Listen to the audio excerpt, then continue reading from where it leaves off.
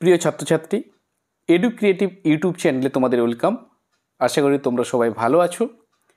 তোমরা যারা মাধ্যমিক পরীক্ষা দেবে, তোমাদের জন্য আজকের এই ভিডিওটি অত্যন্ত গুরুত্বপূর্ণ। অর্থাৎ 2025 সালে যারা মাধ্যমিক পরীক্ষা দেবে তাদের জন্য আজকের এই ভিডিওতে আমরা বাংলা বিষয়ে পূর্ণাঙ্গ সাজেশন আলোচনা করব। তোমরা ক্লাস 10-এ তোমাদের ফার্স্ট সামেটিভ চলছে, অনেকের হয়তো পরীক্ষা হয়ে গিয়েছে বা কারো কারো সামনে পরীক্ষা হবে। তো সেই মুহূর্তে আমি তোমাদের সামনে বাংলা বিষয়ে পূর্ণাঙ্গ সাজেশান আমি তোমাদের সামনে তুলে ধরছি। একটা বিষয় তোমরা মনে রাখবে যে ভালো নম্বর পেতে গেলে বছরের প্রথম থেকে আমাদের কিন্তু সচেতনভাবে পড়াশোনা করতেই হবে। তো সেই জন্যে কিছু যদি আদর্শ প্রশ্ন আমাদের সামনে থাকে এবং সেই সমস্ত প্রশ্নের উত্তরগুলি যদি আমরা ভালো করে এখন থেকে তৈরি করতে পারি, তাহলে কিন্তু পরীক্ষার সময় আমাদের চাপ কম হবে। আর মানসিক চাপ যদি কম হয় তাহলে কিন্তু পরীক্ষার হলে তুমি সমস্ত প্রশ্নের ভালোভাবে উত্তর দিতে পারবে। তো সেই উদ্দেশ্য নিয়েই আজকের এই ভিডিও। তোমরা যারা এই চ্যানেলে প্রথম, তাদের উদ্দেশ্যে বলছি, তোমরা চ্যানেল সাবস্ক্রাইব করো, লাইক করো, কমেন্ট করো, বন্ধুদের মধ্যে শেয়ার করো, তাহলে তোমাদের প্রস্তুতি আরও ভালো হবে। এ প্রসঙ্গে আরেকটি কথা বলে রাখি, যে সমস্ত প্রশ্নের উত্তর তোমরা পারবে না, তোমরা কমেন্ট বক্সে গিয়ে অবশ্যই জানাবে।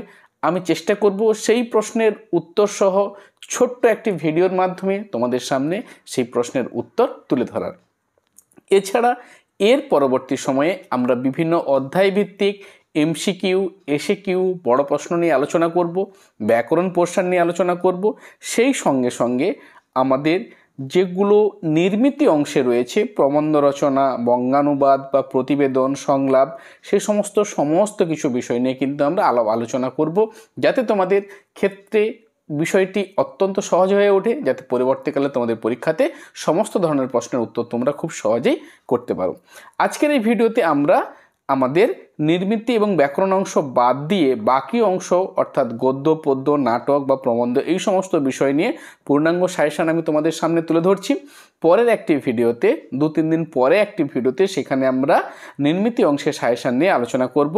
যে সমস্ত রচনা বা যাবতীয় যা কিছু বিষয় নিয়ে আলোচনা করব সেগুলো তোমরা করবে, কারণ আমি যে সাজেশন তোমাদেরকে দিয়ে থাকি সেগুলো যদি তোমরা ভালো করে করো তাহলে কিন্তু পরীক্ষাতে তোমরা 100% কমন পাবে, এই বিষয়ে নিশ্চিত থাকতে পারো।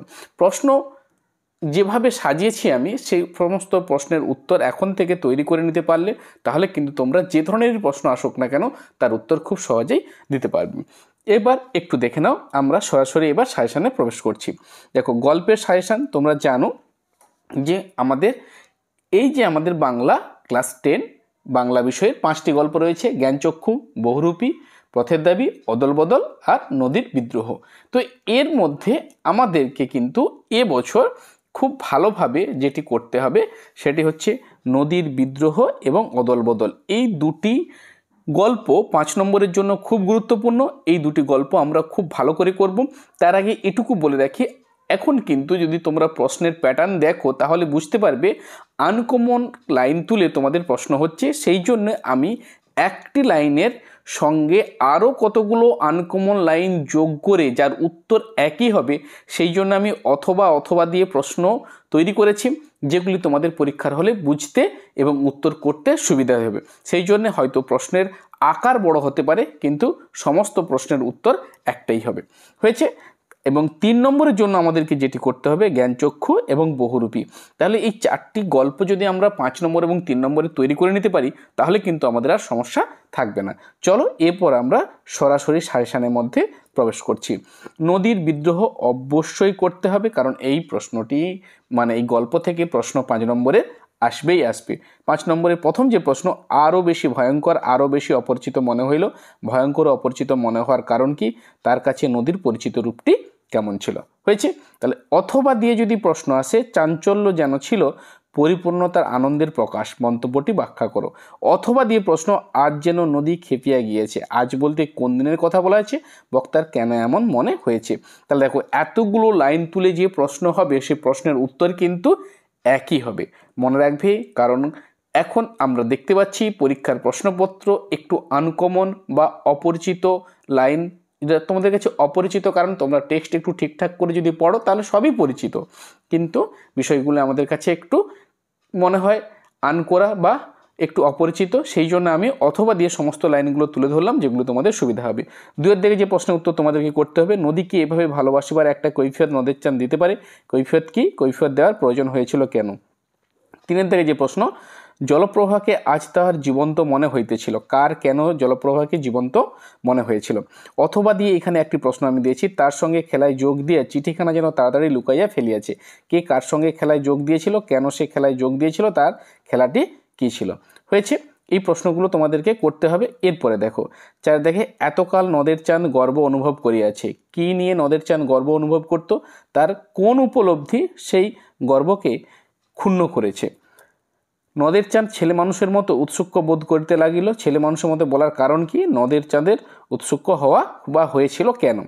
দেখো 6 দিকে যে প্রশ্নটি আমাদেরকে করতে হবে, যে প্রশ্নটি খুব গুরুত্বপূর্ণ যে প্রশ্ন আমাদের, নদীর বিদ্রোহ গল্পের মধ্যে দিয়ে লেখক আমাদের কোন বার্তা দিতে চেয়েছেন, অথবা নদের চাঁদের মৃত্যুর মধ্যে দিয়ে লেখক কি বলতে চেয়েছেন, অথবা বোধহয় এই প্রশ্নের জবাব দেওয়ার জন্যই কোন প্রশ্নের কথা বলেছে, প্রশ্নের জবাব সে কিভাবে দিয়েছিল, অথবা নদীকে ভালোবাসিবার প্রতিদান নদের চাঁদ কিভাবে পেয়েছিল, অথবা নদীর বিদ্রোহ গল্পে নদীর প্রতি নদের চাঁদের যে অকৃত্রিম ভালোবাসা ফুটে উঠেছে তার পরিচয় দাও। তাহলে দেখুন, একই উত্তর কিন্তু কতগুলো লাইন দিয়ে কতগুলো বিষয় দিয়ে প্রশ্ন হতে পারে।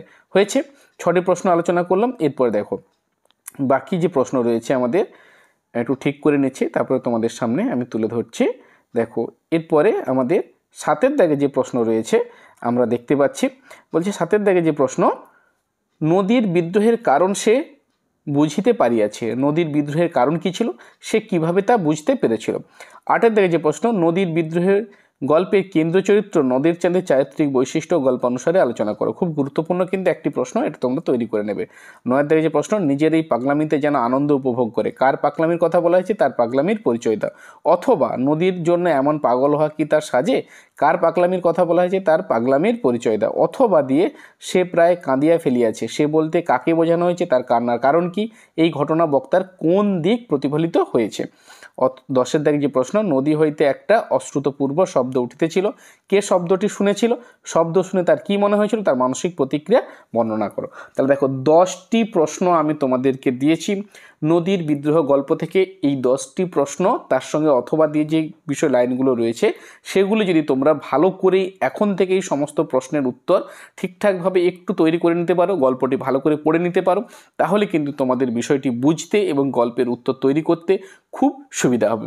এছাড়া পরবর্তীকালে আমি আরও অনেক ভিডিও নিয়ে আসবো, সেখানে আমি তোমাদেরকে বলবো কিভাবে উত্তর লিখলে নম্বর বেশি পাওয়া যায়, কেমন ধরনের তোমরা উত্তর সাজাবে, সেই সমস্ত বিষয়গুলো নিয়েও আমি কিন্তু আলোচনা করব। হয়েছে, এরপরে অদল বদল গল্প থেকেও কিন্তু আমাদেরকে প্রশ্ন করতেই হবে, কারণ এখান থেকে বছর পরীক্ষাতে প্রশ্ন আসবেই আসবে, সেই জন্য আমি বলে দিয়েছি অদল বদল অবশ্যই করতে হবে। দেখো 5 নম্বরের প্রশ্ন, ওর শান্ত গলা শুনে ওদের চিন্তা হলো, ওর বলতে কার কথা বলা হয়েছে, গলার শান্ত শুনে চিন্তা হওয়ার কারণ কি।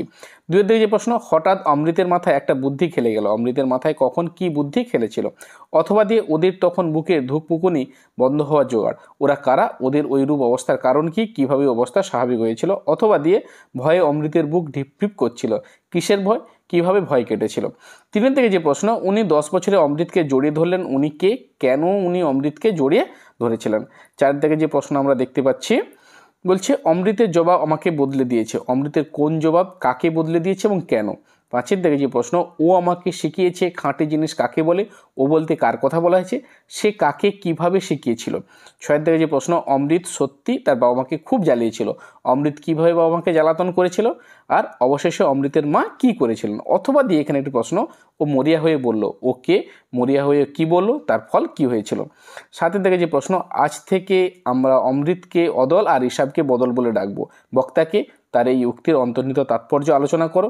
অথবা দিয়ে যে প্রশ্ন রয়েছে, অমৃত ও হিসাব অদল বদল, এই গল্পে 2 বন্ধুর মধ্যে যে চিরন্তন বন্ধুত্ব ও সাম্প্রদায়িক সম্প্রীতির বার্তা দেওয়া হয়েছে তা আলোচনা করো। অথবা দিয়ে যে প্রশ্ন, গল্প শুনে তাদের বুক ভরে গেল, গল্পটি কি, গল্প শুনে তাদের বুক ভরে গেল কেন। অথবা অদল বদল গল্পের নামকরণের সার্থকতা আলোচনা করো। তাহলে দেখো একটি প্রশ্নের উত্তর একই, কিন্তু কত দিক থেকে প্রশ্ন হতে পারে আমি সেই সমস্ত সম্ভাব্য সমস্ত ধরনের বিষয়গুলোকে তোমাদের সামনে উপস্থাপন করলাম, যাতে তোমাদের পরীক্ষার হলে এই ধরনের আনকোরা লাইন তুলে প্রশ্ন হলে যাতে তোমাদের বিভ্রান্তির মধ্যে না পড়তে হয়, সেই বিষয়টি মাথায় রেখে আমি কিন্তু তোমাদের সামনে এই প্রশ্ন 7টি প্রশ্ন অদল বদল থেকে আমি তুলে ধরলাম। এরপরে আমরা দেখব বাকি অংশ। দেখো, জ্ঞান চক্ষু থেকে আমাদেরকে 3 নম্বরের প্রশ্ন করতে হবে। জ্ঞান চক্ষু থেকে যে 3 নম্বরের যে প্রশ্নগুলো আমাদেরকে এবারের জন্য অর্থাৎ 2025 সালের মাধ্যমিক পরীক্ষার জন্য আমরা যে 3 নম্বরের প্রশ্ন জ্ঞানচক্ষু থেকে তৈরি করব সে প্রশ্নগুলো একটু দেখে নাও। জ্ঞানচক্ষু গল্প অবলম্বনে তপনের চরিত্র আলোচনা করো। 2 দেখে নতুন মেশোকে দেখে জ্ঞানচক্ষু খুলে গেল তপনের, নতুন মেশোর পরিচয় দেয়, তাকে দেখে তপনের জ্ঞানচক্ষু খুলে যাওয়ার কারণ কি। অথবা দিয়ে কোন ঘটনায় তপনের জ্ঞানচক্ষু খুলে গেল, গল্প অনুসারে সত্যিই কি তপনের জ্ঞানচক্ষু খুলে গেল। 3 থেকে প্রশ্ন, পৃথিবীতে এমন অলৌকিক ঘটনাও ঘটে, কোন ঘটনাকে অলৌকিক বলা হয়েছে, একে অলৌকিক বলার কারণ কি। 4 থেকে যে প্রশ্ন রয়েছে, রত্নের মূল্য জহুরির কাছে, কথাটির তাৎপর্য ব্যাখ্যা করো। তোমরা, আমি তোমাদেরকে বারে বারে বলছি, গল্প অর্থাৎ টেক্সট বই ভালো করে পড়বে। পাঠ্য বই যত ভালো করে পড়তে পারবে তত সমস্ত ধরনের এমসিকিউ, এসএকিউ, 3 নম্বর 5 নম্বরের প্রশ্নের উত্তর কিন্তু খুব সহজভাবে দিতে পারবে। এরপর দেখো 5 থেকে যে প্রশ্ন, যেন নেশায় পেয়েছে, কিসের নেশা, কীভাবে তাকে নেশায় পেয়েছে। 6 থেকে যে প্রশ্ন, যে ভয়ঙ্কর আহ্লাদটা হওয়ার কথা সে আহ্লাদ খুঁজে পায় না, আহ্লাদ হওয়ার কথা ছিল কেন, আহ্লাদ খুঁজে না পাওয়ার কারণ কি।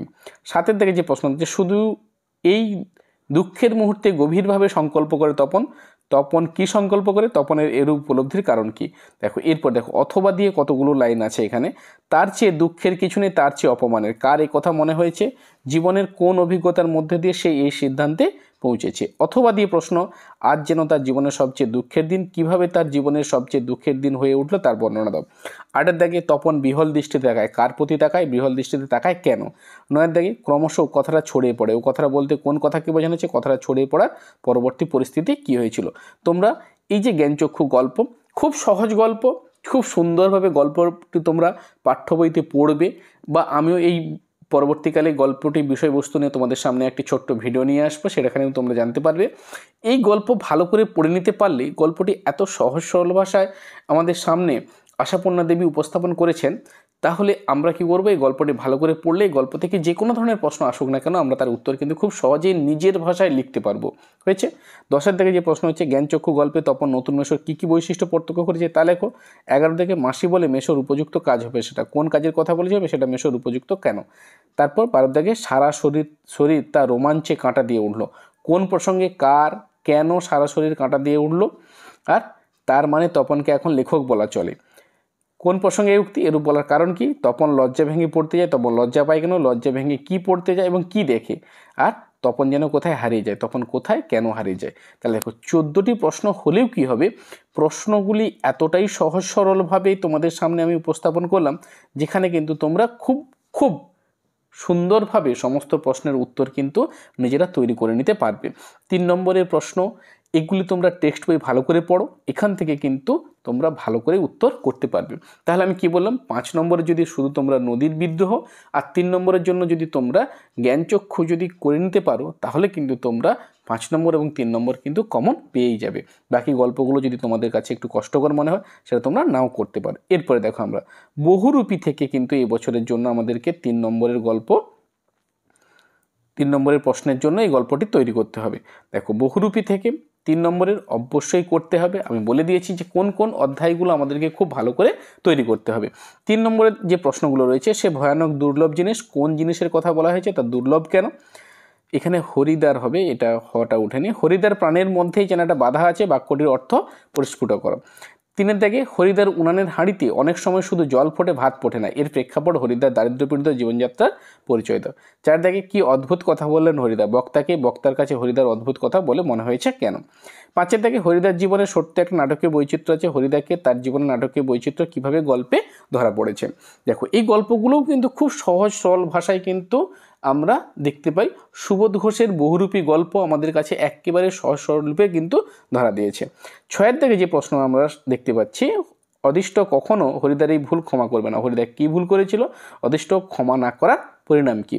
আজ তোমাদের একটা জবর খেলা দেখাবো। বক্তার এই জবর খেলা দেখানোর উদ্দেশ্য কী ছিল, শেষ পর্যন্ত খেলার পরিণতি বা কী হয়েছিল। 8 দাগে যে প্রশ্ন আমরা দেখতে পাচ্ছি, অথচ আপনি একেবারে খাঁটি সন্ন্যাসীর মতো সব তুচ্ছ করে সরে পড়লেন। কার কথা বলা হয়েছে, তিনি কিভাবে খাঁটি সন্ন্যাসীর মতো ব্যবহার করেছিলেন তার সংক্ষেপে আলোচনা করো।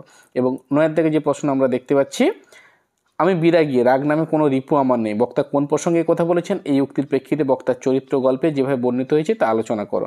10 থেকে বহুরূপী জীবন এর বেশি কি আশা করতে পারে, কোন প্রসঙ্গে এই উক্তির আলোকে হরিদার চরিত্রে কোন দিকটি প্রতিফলিত। 11 দেখে আমরাও চমকে উঠেছি বই কি, আমরা বলতে কাদের কথা বলা হয়েছে, তাদের চমকে ওঠার কারণ কি।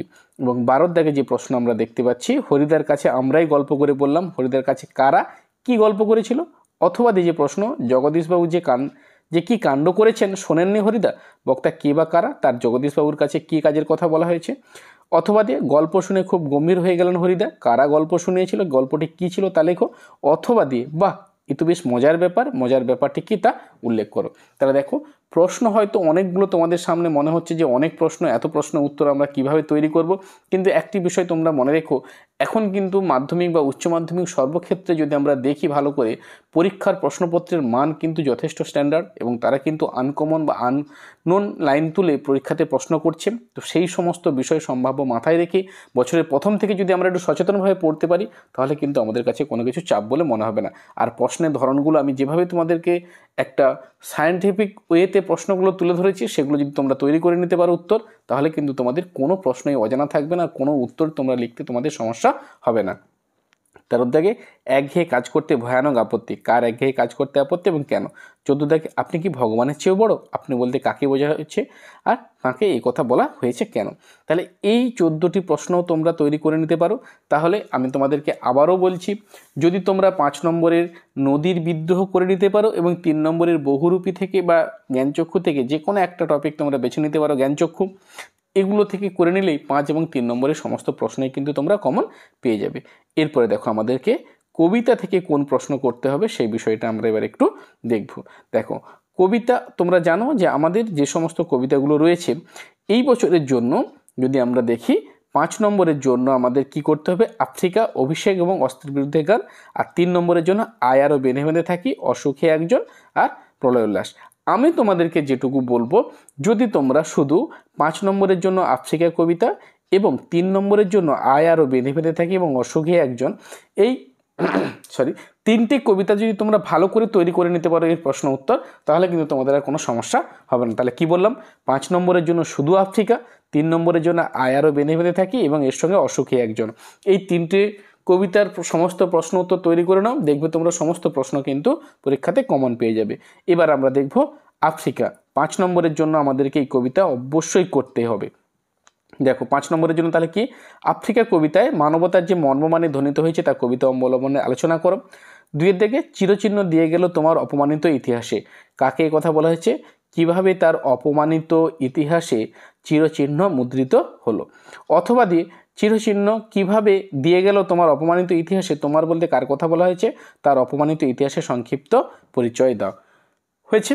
3 দেখি, দাঁড়াও ওই মানহারা মানবীর দ্বারে, বলো ক্ষমা করো, কবি কোন মানহারা মানবীর দ্বারে দাঁড়াতে বলেছেন তা আফ্রিকা কবিতার বিষয়বস্তু অবলম্বনে আলোচনা করো। 4 দিকে যে প্রশ্ন রয়েছে আমরা দেখতে পাচ্ছি, সেই হোক তোমার সভ্যতার শেষ পুণ্যবাণী। পুণ্যবাণীটি কি, বানানটা একটু ভুল আছে, একটু দেখে নেবে। কেন সেই পুণ্যবাণীর প্রয়োগ অনিবার্য হয়ে উঠেছে। 5 দাগে কবির সঙ্গীতে বেজে উঠেছিল সুন্দরীর আরাধনা, উক্তিটির মধ্য দিয়ে কবির যে বক্তব্য ফুটে উঠেছে তা আলোচনা করো।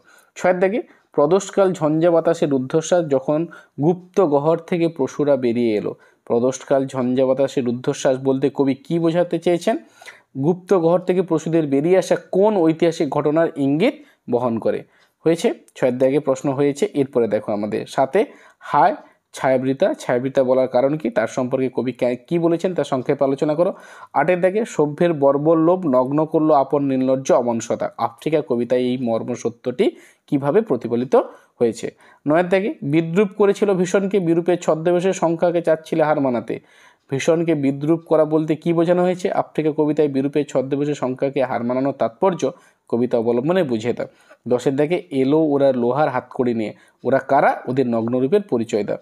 11 দাগে উদ্ভ্রান্ত সেই আদিম যুগে কবি আফ্রিকাকে যেভাবে দেখেছিলেন, আফ্রিকার প্রতি উন্নত পৃথিবীর দৃষ্টিভঙ্গি কী ছিল। এখানে প্রশ্নটা কবি আফ্রিকাকে যেভাবে দেখেছিলেন তা লেখো, এখানে তা শব্দটা নেই, তা লেখো। এই আফ্রিকার প্রতি উন্নত পৃথিবীর দৃষ্টিভঙ্গি কী ছিল। দেখো এই সমস্ত বিষয়গুলো প্রশ্নের উত্তর তৈরি করার পরে শেষে আমি তোমাদের যে কথা বলবো, কবিতার সব সময় তোমরা সারাংশ বা গদ্যরূপ ভালো করে জেনে নেবে, ভালো করে সেটা তৈরি করে নেবে। পরীক্ষায় প্রশ্নপত্রের উত্তর কিন্তু ওখান থেকেই তোমরা সমস্ত প্রশ্নের উত্তর লিখতে পারবে। হয়েছে? তাহলে আমি কি বললাম, আফ্রিকায় যদি তোমরা শুধু 5 নম্বরের জন্য করো, 2025 সালে আফ্রিকা থেকে প্রশ্ন আসবেই আসবে, এ বিষয়ে তোমরা নিশ্চিত থাকতে পারো। এই 10-11টি প্রশ্ন যদি ভালো করে তৈরি করে নিতে পারো, তাহলে কিন্তু তোমরা 5 নম্বরের একটি প্রশ্ন কমন পেয়ে যাচ্ছ। এরপরে আমরা 3 নম্বরে অস্ত্রের বিরুদ্ধে গান, যেটা আমরা দেখতে পাচ্ছি 5 নম্বরের জন্য বা 3 নম্বরেও আসতে পারে। দেখো মাত্র 4টি প্রশ্ন যদি তোমরা খুব ভালো করে তৈরি করো, যে ধরনের প্রশ্ন আসুক না কেন উত্তর একই হবে। কিভাবে? দেখো, অস্ত্র ফেলো অস্ত্র রাখো, কবি কোথায় অস্ত্র রাখতে বলেছেন, তার এই কথা বলার কারণ কি? এটা তাঁর হবে। হয়েছে? অস্ত্র ফেলো অস্ত্র রাখো গানের 2টি পায়ে বলার কারণ কি? রক্তমুছি শুধু গানের পায়ে, আলোচ্য অংশের তাৎপর্য লেখো। অস্ত্রের বিরুদ্ধে গান কবিতায় কবি অস্ত্রকে ফেলতে বলেছেন কেন? অস্ত্র পায়ে রাখার মর্মার্থ কি? হয়েছে? এরপরে দেখো, অস্ত্রের বিরুদ্ধে গানকে কবি কিভাবে প্রতিষ্ঠা করতে চেয়েছেন, অথবা অস্ত্রের বিরুদ্ধে গান কবিতার সারাংশ লেখো। তাহলে যে কবিতার সারাংশ যদি তোমরা তৈরি করে নিতে পারো, তাহলে কিন্তু যেই প্রশ্ন আসুক উত্তর ওর মধ্যেই লুকিয়ে থাকবে। হয়েছে? তাহলে কবিতার সারাংশ অবশ্যই তোমরা ভালো করে করবে। এরপরে দেখো, আয় আরও বেঁধে বেঁধে থাকি। বলছে আমাদের ইতিহাস নেই, কে কেন এ কথা বলেছেন, অথবা এমন ইতিহাসী তাৎপর্য আলোচনা করো। অথবা আমাদের ইতিহাস নেই, কাদের ইতিহাস নেই, তাদের ইতিহাস না থাকার কারণ কি। অথবা আয় আরও বেঁধে বেঁধে থাকি কবিতায় যে নির্মম ইতিহাস বর্ণিত হয়েছে তা বর্ণনা করো। হয়েছে? তাহলে একটি প্রশ্ন কতগুলো লাইন তুলে আসতে পারে। 2-এর দিকে পৃথিবী হয়তো গেছে মরে, কবির এমন সংশয়ের কারণ কি। 4-এর দিকে তবু তো কজন আছে বাকি, কবির এই উক্তির মাধ্যমে কি বোঝাতে চেয়েছেন। 4-এর দিকে প্রশ্ন, আয় আরও বেঁধে বেঁধে থাকি বলতে কবি কি বুঝিয়েছেন, কবি কাদের এভাবে থাকতে বলেছেন, কবি বেঁধে থাকার প্রয়োজনীয়তার উপর জোর দিয়েছেন কেন। অথবা দিয়ে আয় আরও বেঁধে বেঁধে থাকি কবিতার বিষয়বস্তু সারাংশ বা গদ্যরূপ সংক্ষেপে লেখুন। তাহলে যাই উত্তর আসবে এইটাই তোমরা লিখবে, দেখবে সঠিক উত্তর মনে থাকবে। তাহলে এই 2টি প্রশ্নে, অর্থাৎ আমরা কি বললাম, আফ্রিকা, তার সঙ্গে অস্ত্রের বিরুদ্ধে গান এবং আয় আরও বেঁধে বেঁধে থাকি, এগুলো যদি 3টে কবিতা থেকে যে সমস্ত প্রশ্ন আমি তোমাদের সামনে উপস্থাপন করলাম, সেই প্রশ্নের উত্তরগুলো যদি তোমরা তৈরি করে নিতে পারো, তাহলে কিন্তু তোমরা 5 নম্বর এবং 3 নম্বরের কবিতা থেকে প্রশ্ন কমন পাবেই পাবে, 100% গ্যারান্টি তোমাদের রইল। এরপরে অসুখী একজন থেকে কি কি প্রশ্ন রয়েছে দেখো। একের দিকে সব চূর্ণ হয়ে গেল জ্বলে গেল আগুনে, কোন কবিতার অংশ, কবিতা অনুসরণে মন্তব্যটির অর্থ লেখো। অথবা দিয়ে সব চূর্ণ হয়ে গেল জ্বলে গেল আগুনে কার লেখা, কোন কবিতার অংশ, কোন কোন জিনিসের কথা বলা হয়েছে, এর পরিণতির কারণ কি। 2-এর দিকে সেই মেয়েটির মৃত্যু হলো না, মেয়েটির পরিচয় দাও, তার মৃত্যু না হওয়ার মধ্যে দিয়ে কবি কী বোঝাতে চেয়েছেন। অথবা দিয়ে অসুখী একজন কবিতায় কবি মেয়েটির মধ্যে দিয়ে যে স্বদেশপ্রেম মানবপ্রেম শাশ্বত রূপ তুলে ধরেছেন তা আলোচনা করো। অথবা সে জানতো না যে আমি আর ফিরে আসবো না, সে কে আমি আর ফিরে আসবো না বলার কারণ কি। হয়েছে? এরপরে আমরা দেখব এখান থেকে আর 3টি প্রশ্ন রয়েছে যেগুলো আমরা দেখতে পাচ্ছি। তারপর যুদ্ধ এলো, যুদ্ধ আসার পরিণতি বা পরিস্থিতি কি ঘটেছিল। তারপর যুদ্ধ এলো রক্তের এক আগ্নেয় পাহাড়ের মতো, যুদ্ধ শুরু হলে কি কি ঘটনা ঘটলো। 5-এর দিকে আর সেই মেয়েটি আমার অপেক্ষায়, মেয়েটিকে সে অপেক্ষা করে কেন। 6-এর দিকে বৃষ্টিতে ধুয়ে দিল আমার পায়ের দাগ, ঘাস জন্মাল রাস্তায়, উদ্ভিদাংশ তাৎপর্য ব্যাখ্যা করো। রক্তের একটা কালো দাগ, কোথায় এই কালো দাগ দেখা দিয়েছিল, বিষয়টি কেন তাৎপর্য বহন করে বা কোন তাৎপর্য বহন করে। তাহলে এই 7টি প্রশ্ন তোমরা এখান থেকে করতে পারো। এরপর অভিষেক কবিতা থেকে যারা পারবে তারা এই অভিষেক কবিতা থেকে প্রশ্নগুলো করবে, কারণ এই প্রশ্নগুলো কিন্তু যথেষ্ট গুরুত্বপূর্ণ। পরীক্ষাতে এবছর কিন্তু 2025 সালে অভিষেক কবিতা থেকেও পরীক্ষায় প্রশ্ন আসতে পারে। কিন্তু আমি তোমাদের বলেছি যে তোমরা যদি আফ্রিকা, অস্ত্রের বিরুদ্ধে গান এবং আয় আরও বেঁধে বেঁধে থাকি এগুলো যদি তোমরা করে নিতে পারো, তাহলে 5 নম্বর 3 নম্বর কমন পেয়ে যাবে। যারা পারবে তারা কিন্তু এই প্রশ্নগুলো দেখতে পারো। দেখো বলছে অভিষেক করিলা কুমারে, কুমারকে পাঠ্য কবিতা অনুমানে কুমারের চরিত্রে আলোচনা করো। কুমারের চরিত্র অর্থাৎ ইন্দ্রজিতের চরিত্রের কথা বলা হয়েছে। অথবা অভিষেক কবিতা অনুসারে ইন্দ্রজিৎ বা মেঘনাথের চরিত্রের বৈশিষ্ট্য যেভাবে প্রকাশিত হয়েছে তা আলোচনা করো। 2-এর দিকে কনক আসন ত্যাজি, কে কেন কনক আসন ত্যাগ করেছিল, কনক আসন ত্যাগের পরবর্তী ঘটনা লেখো। 3-এর দিকে শিরচুম্বী ছদ্মবেশী অম্বুরাশি সুতা উত্তরিলা, অম্বুরাশি সুতাকে তিনি কার ছদ্মবেশে এসেছিলেন এবং কেন এসে তিনি কি বলেছিলেন। হয়েছে? 4-এর দিকে যে প্রশ্ন, রক্ষকুল মান এ কাল সমরে রক্ষ চূড়ামণি, বক্তা রক্ষ চূড়ামণি বলে কাকে সম্বোধন করেছেন, এ কাল সমর বলতে কি বোঝাতে চাইছেন এবং কেন। 5 দাগে ঘুচাবো এই অপবাদ বোধি রিপুকুলে, বক্তা কোন অপবাদ কিভাবে ঘোচাতে চেয়েছেন। হয়েছে। এরপরে দেখো পরের যে প্রশ্ন রয়েছে, অথবা দিয়ে এই অপবাদ বলতে কি বোঝানো হয়েছে, তিনি কিভাবে অপবাদ ঘোচানোর ব্যবস্থা করেছিলেন তা কবিতা অনুসরণে লেখো। 6 দাগে যে প্রশ্ন রয়েছে, সাজিলা রথীন্দ্রসব বীর আভরণে, রথীন্দ্রসব কে, তার সাজসজ্জার কারণ কি, তার উক্ত বীর আভরণের পরিচয় দাও। হয়েছে।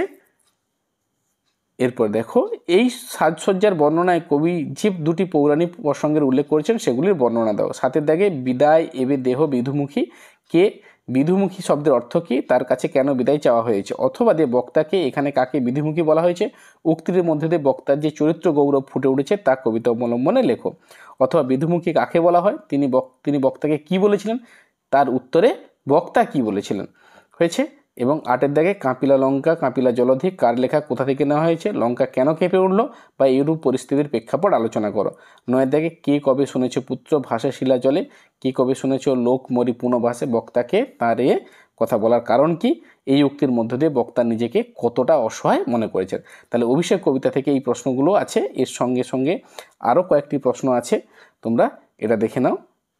দেখো বলছে হায় অথবা দিয়ে প্রশ্ন। দেখো প্রশ্নর আকার হয়তো একটু বড় মনে হচ্ছে, অনেক প্রশ্ন মনে হচ্ছে, কিন্তু না, অথবা দিয়ে প্রশ্নের বেশি হয়েছে। বলছে হায় বিধি বাম মমপতি, বক্তাকে তার এই কথা বলার কারণ কি।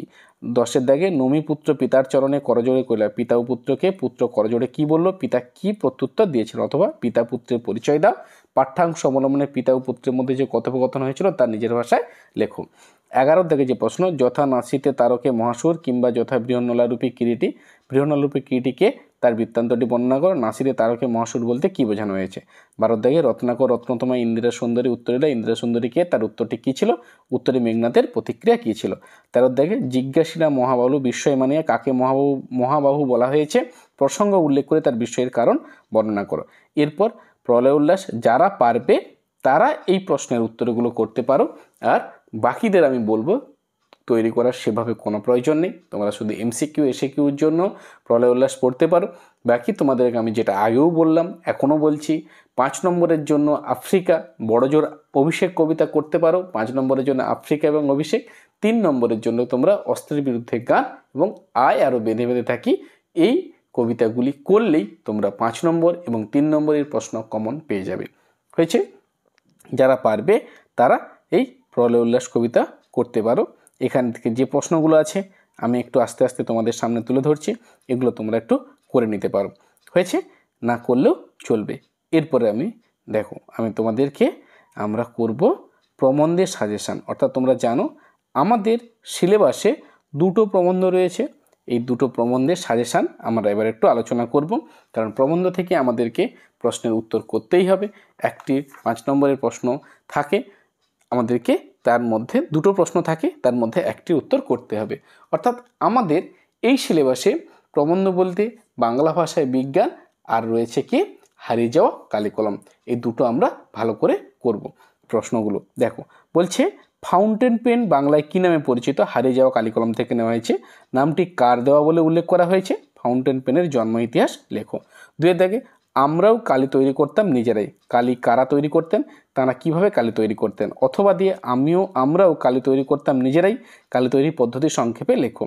3 দাগে আমার মনে পড়ে প্রথম ফাউন্টেন পেন কেনার কথা, বক্তার আসল নাম কি, তার ফাউন্টেন পেন কেনার ঘটনাটি সংক্ষেপে বিবৃত করো।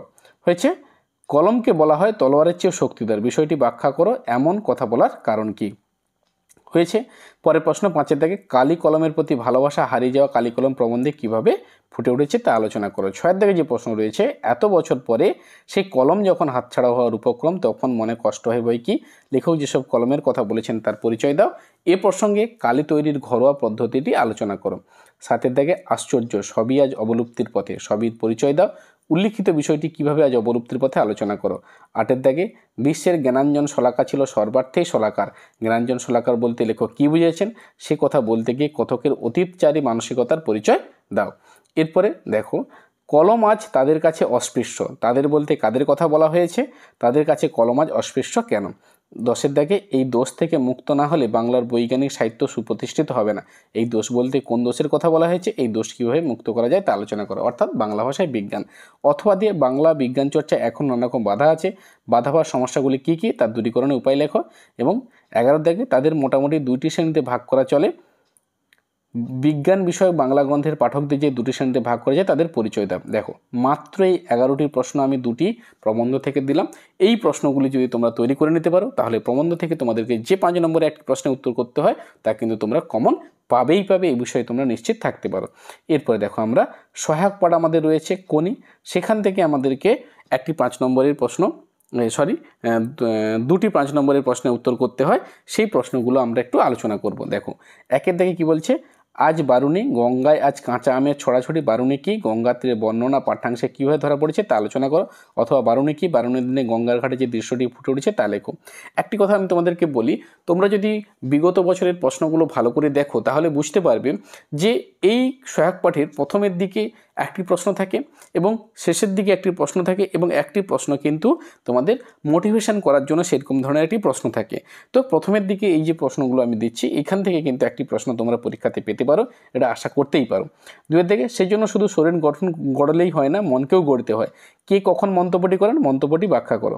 অথবা 3 দিকে এটা বুকের মধ্যে পুষে রাখো, বুকের মধ্যে কি পুষে রাখার কথা বলা হয়েছে এখানে, খিদ্দা কেন এই পুষে রাখার কথা ভাবছেন হয়েছে। 4 দাগে এটা তোমার পাওনা ছিল, বক্তা কোন পাওনা কিভাবে মিটে দিয়েছিল। 5 দাগে আমার বিরুদ্ধে চার্জগুলো স্পষ্ট করে চিঠিতে বলা নেই, সেগুলো জানতে চাই, বক্তা এর উত্তরে কি জানানো হয়েছিল, বক্তাকে এর উত্তরে কি জানানো হয়েছিল। 6 দাগে জুপিটার ক্লাবে ক্ষিতীশের বিরুদ্ধে আনা অভিযোগগুলি কি ছিল, এর উত্তরে ক্ষিতীশের বক্তব্য কি ছিল হয়েছে। এরপরে দেখো পরে আমরা দেখতে পাচ্ছি 7 দাগে যে প্রশ্ন, ফাইট কোনি ফাইট, সাধারণ মেয়ে থেকে সাঁতারে চ্যাম্পিয়ন হয়ে ওঠার পথে কোনিকে কী ধরনের ফাইট করতে হয়েছিল তা আলোচনা করো। 8 দাগে এভাবে মেডেল জেতায় কোনো আনন্দ নেই, বক্তাকে তার এমন কথা বলার কারণ কি। 9 দাগে যে প্রশ্ন আমরা দেখতে পাচ্ছি বলছে, ক্ষিতীশের ঘরের দেওয়ালে টাঙানো অর্জুন ও তার সারথী কৃষ্ণের ছবিটি কিভাবে কোনি উপন্যাসে উপমায়িত হয়েছে তা বুঝিয়ে দাও। অথবা দিয়ে প্রশ্ন, কোনি ও ক্ষিতীশ দুটি চরিত্রকেই কোনি উপন্যাসের প্রধান চরিত্র বলা যায় কিনা তা আলোচনা করো। অথবা দিয়ে যে প্রশ্ন, কোনি উপন্যাসে কোনির জীবনে ক্ষিতীশের অবদান আলোচনা করো। তাহলে দেখো কত রকমভাবে ঘুরিয়ে ঘুরিয়ে প্রশ্ন আসতে পারে, সেই বিষয়গুলো আমি তোমাদের সামনে কিন্তু বারে বারে তুলে ধরছি, এগুলো তোমরা একটু মনোযোগ সহকারে মনে রাখার চেষ্টা করবে। 10 থেকে তোর আসল লজ্জা জলে, আসল গর্বও জলে, কোনির কোন কথার পরিপ্রেক্ষিতে কথা বলা হয়েছে, তার আসল লজ্জা আসল গর্ব জলে বলার কারণ কি। এরপর দেখো 11 দাগে প্রশ্ন, কম্পিটিশনে পড়লে মেয়েটা তো আমার পা ধোয়া জল খাবে, কোন প্রসঙ্গে কারে যুক্তি, এখানে বক্তার চরিত্রে কোন দিকটি প্রকাশিত হয়েছে। 12 দাগে সব পারে মানুষ, সব পারে মানুষের সব পারার কথা কোন উপন্যাসে কীভাবে বিরুদ্ধ হয়েছে তা আলোচনা করো হয়েছে। তাহলে এতগুলো প্রশ্ন অর্থাৎ 12টি প্রশ্ন, মাত্র 12টি প্রশ্ন তোমাদের আমি কোন উপন্যাস থেকে দিলাম। এগুলো যদি তোমরা ভালো করে করতে পারো তাহলে কিন্তু তোমরা যে 5 নম্বরে 2টি প্রশ্নের উত্তর করতে হয় তা কিন্তু কমন তোমরা পেয়ে যাবে। এবং এরপরে আমরা নাটক, অর্থাৎ তোমরা জানো আমাদের যে নাটক সিরাজদৌল্লা রয়েছে সেখান থেকেও কিন্তু আমাদেরকে কি করতে হয়, 4 নম্বরে একটি প্রশ্ন থাকে, এই প্রশ্নের উত্তর কিন্তু আমাদেরকে করতেই হবে। তাই তো দেখো কতগুলো প্রশ্ন আছে এখানে আমরা দেখতে পাবো। নাটক থেকে প্রায় আমরা 12টি প্রশ্ন দিয়েছি, এই 12টি প্রশ্নের মধ্যে থেকেই তোমরা কিন্তু একটি প্রশ্ন কমন পাবে। 1 থেকে শচীন্দ্রনাথ সেনগুপ্ত রচিত সিরাজউদ্দৌলা নাট্যাংশ সিরিজের চরিত্র, খুব গুরুত্বপূর্ণ একটি প্রশ্ন। কিন্তু ভদ্রতার অযোগ্য তোমরা কাকে উদ্দেশ্য করে কথাটি বলা হয়েছে, কথা বলার কারণ কি। আর কত হেয় করতে চান আপনারা, আর কত হেয় আমাকে করতে চান আপনারা, বক্তাকে কারা কীভাবে বক্তাকে হেয় করছেন। অথবা 4 দাগে আমরা নবাবের নিমক বিধায় খাই না, এই কথাদের মনে রাখা উচিত, আমরা বলতে কাদের কথা বলা হয়েছে, তাদের এই কথা বলার কারণ কি। 5 দাগে বাংলার এই দুর্দিনে আমাকে ত্যাগ করবে না, বক্তার এমন আবেদন কার উদ্দেশ্যে, এমন আবেদনের কারণ কি। এরপরে 6 দাগে যে প্রশ্ন দেখতে পাচ্ছ, বাংলা শুধু হিন্দুর নয়, বাংলা শুধু মুসলমানের নয়, মিলিত হিন্দু মুসলমানের মাতৃভূমি গুলবার্গ এই বাংলা, বক্তাকে বক্তার এই মন্তব্যের তাৎপর্য লেখো। 7 দাগে বাংলার ভাগ্যাকাশে আট দুর্যোগের ঘন ঘটা, বক্তাকে বক্তার এমন উক্তির কারণ কি। অথবা দিয়ে এখানে আমরা প্রশ্ন, জাতির সৌভাগ্য সূর্য আর অস্তা চলগামী, বানানটা একটু দেখে নেবে, কার উদ্দেশ্য করে এই মন্তব্য, বক্তার এরূপ উক্তির তাৎপর্য আলোচনা করো। 8 দাগে পলাশী, রাক্ষসী পলাশী, এমন মন্তব্যের মধ্য দিয়ে বক্তার যে মানসিক ভাবনার পরিস্ফুটন ঘটেছে তা উল্লেখ করো বা আলোচনা করো হয়েছে। এরপর আমাদের সামনে 9 দাগে যে প্রশ্ন, বলতে পারো লুৎফা, বলতে পারো ওই ঘসেটে বেগম মানবী না দানবী, ঘসেটে বেগমকে, তার সম্পর্কে বক্তার এরূপ মন্তব্যের কারণ কি। 10 দাগে বাংলায় আমি এমন আগুন জ্বালাইব যাহার গঙ্গার সমস্ত জল দিয়েও নিভানো যাইবে না, বক্তাকে বক্তার এরূপ মন্তব্যের কারণ কি? 11 দাগে তোমার কথা আমার চিরদিনই মনে থাকবে, কে কাকে কথাটি বলেছেন, কার কোন কথা বক্তার চিরদিন মনে থাকবে। এবং 12 দাগে সর্বশেষ যে প্রশ্ন, পলাশীর প্রান্তরে কোলাহল ছাপিয়ে উঠবে ক্রন্দনরোল, সিরাজের নবাবীর এই পরিণাম। কে কথা বলেছেন, সিরাজের নবাবীর পরিণাম কিভাবে বক্তা কল্পনা করেছেন এবং কেন করেছেন। অর্থাৎ এই 12টি প্রশ্ন নাটক সিরাজউদ্দৌলা থেকে আমি তোমাদের সামনে উপস্থাপন করলাম। আশা করি এই ধরনের প্রশ্নের উত্তর তোমরা নিজেরাই করতে পারবে। যেগুলো পারবে না তোমরা কমেন্ট বক্সে অবশ্যই জানাতে পারো, আমি তার যথাযথ উত্তর তৈরি করে তোমাদের সামনে ভিডিও আকারে তুলে ধরার চেষ্টা করব। এছাড়াও পরবর্তীকালে তোমাদের বাংলা বিষয়ে আরও অনেক গুরুত্বপূর্ণ ভিডিও আমি তোমাদের সামনে নিয়ে আসব। তাই তোমরা যদি এই চ্যানেলে প্রথমবার যদি তোমরা এই এডুক্রিয়েটিভ চ্যানেলে চোখ রাখো, তাহলে তোমাদের বলবো চ্যানেল সাবস্ক্রাইব করো, লাইক করো, বন্ধুদের মধ্যে শেয়ার করো, তাহলে তোমাদের প্রস্তুতি আরও ভালো হবে। এবং তোমাদের এই প্রস্তুতি ভালো করার জন্য পরবর্তীকালে আমার নিরলস প্রচেষ্টা কাজ করবে। সেই জন্য আমি তোমাদের উদ্দেশ্যে বলছি, ভালো থেকো, খুব ভালো করে পড়তে থাকো। যে ধরনের প্রশ্নগুলো আমি তোমাদের সামনে তুলে ধরলাম সেই ধরনের প্রশ্নের উত্তর এখন থেকে খাতায় প্রশ্নগুলো তুলে তার উত্তর তৈরি করতে থাকো। যারা তোমরা মাধ্যমিক পরীক্ষাতে বাংলা বিষয়ে 95+ স্কোর করতে চাও, তাদের উদ্দেশ্যে আমি বলবো, অনেকে অনেক কথা বলতে পারে, কারণ একটি বিষয় মাথায় রাখবে যে কম ধরনের প্রশ্ন কিছু করে গেলে সাজেশন তোমরা লাগলো না, তখন কিন্তু তুমি সমস্যায় পড়ে যাবে। তা যাতে না হয় সেই উদ্দেশ্য নিয়েই কিন্তু এই প্রশ্নের একটা আদর্শ প্রশ্ন ভাণ্ডার আমি তোমাদের সামনে তুলে ধরলাম। ভালো থেকো, খুব ভালো করে পড়তে থাকো। আশা করি তোমাদের এই প্রশ্নেরগুলো তোমাদের খুব কাজে লাগবে, যেগুলি তোমাদের কী হবে 2025 সালে তোমরা যারা মাধ্যমিক পরীক্ষা দেবে বাংলা বিষয়ের পূর্ণাঙ্গ সাজেশান আমি তোমাদের সামনে তুলে ধরলাম। আশা করি ভিডিওটি তোমাদের ভালো লেগেছে। যদি ভালো লাগে অবশ্যই লাইক করো, কমেন্ট করো, বন্ধুদের মধ্যে শেয়ার করো, আর চ্যানেলে প্রথম এলে চ্যানেল সাবস্ক্রাইব করো।